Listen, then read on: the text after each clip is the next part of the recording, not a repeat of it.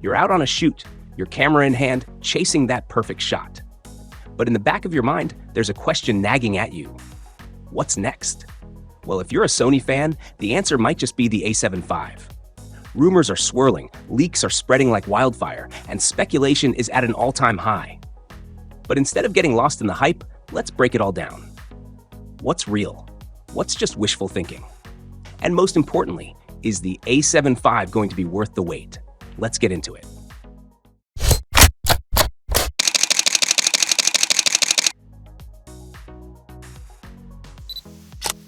First things first, the heart of the beast, a rumored 33-megapixel stacked CMOS sensor.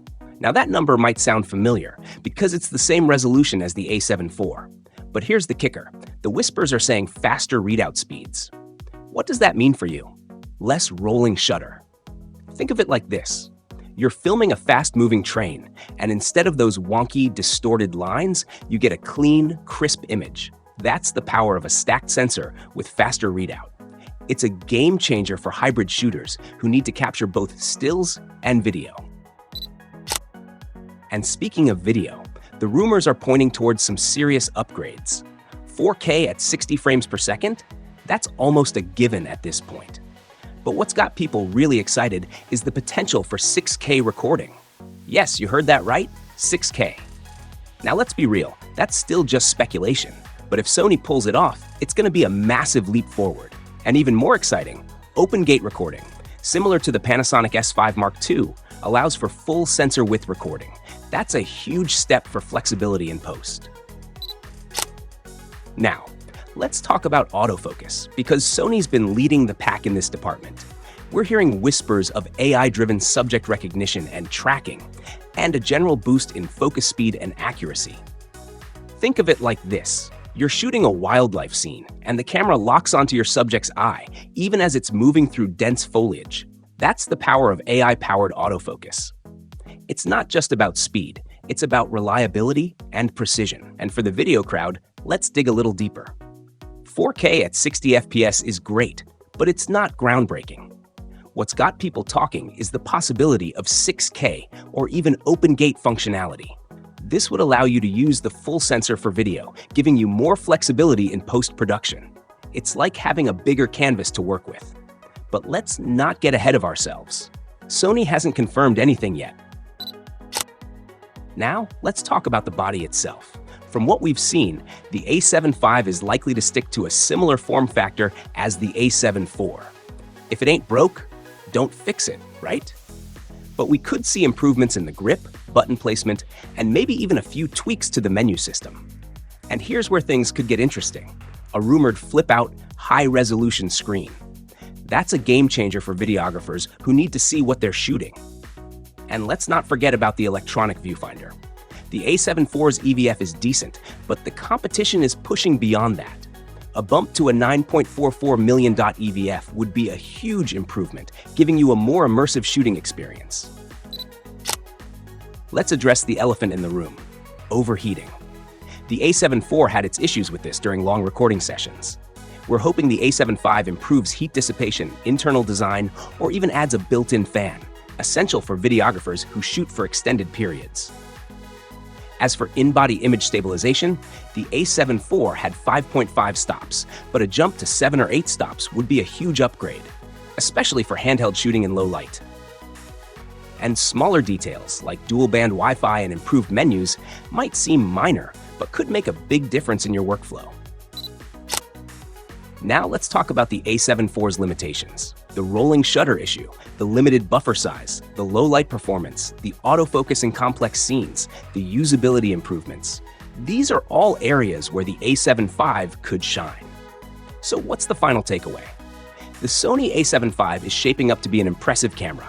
The rumored stacked sensor, AI autofocus, potential video upgrades, and fixes for overheating are all very promising. But we have to manage our expectations. Until Sony makes an official announcement, we won't know for sure what's coming. But it's hard not to get excited about what could be one of the best all-around hybrid cameras on the market. Drop your thoughts in the comments below. All right, let's really dig into the Sony A7S IV rumors, because this camera, if even half of what we're hearing is true, could be a monumental leap for video-centric mirrorless. We're talking about a potential paradigm shift, not just a simple upgrade.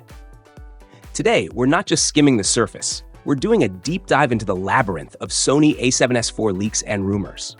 We're going to dissect the potential technology, analyze the implications, and really get a sense of what this camera could mean for filmmakers and content creators. If you're serious about your video work, you're going to want to pay close attention.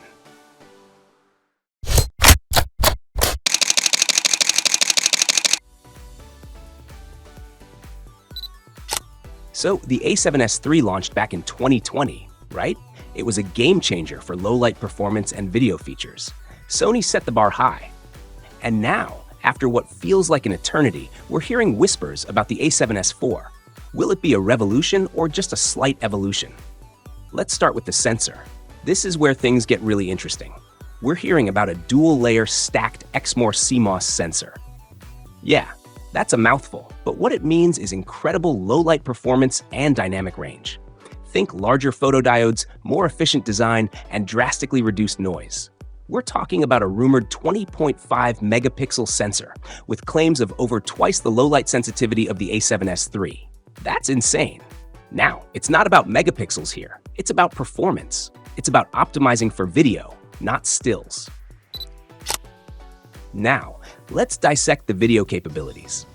6K recording at 120 FPS?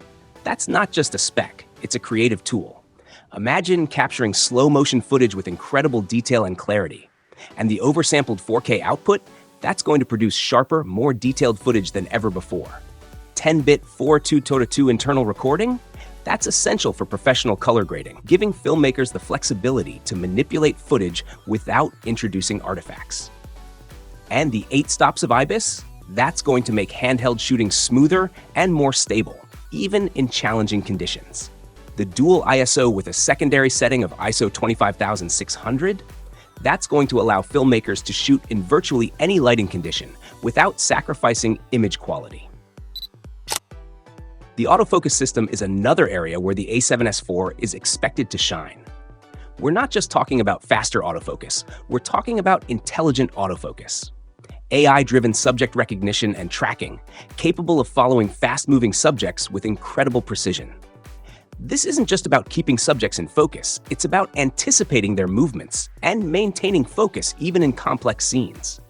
And the ability to track faces, eyes, and animals with exceptional precision. That's going to be invaluable for documentary filmmakers and vloggers. Let's move on to the design and ergonomics. Sony is expected to maintain the compact and ergonomic design of the A7 series, but with some key improvements.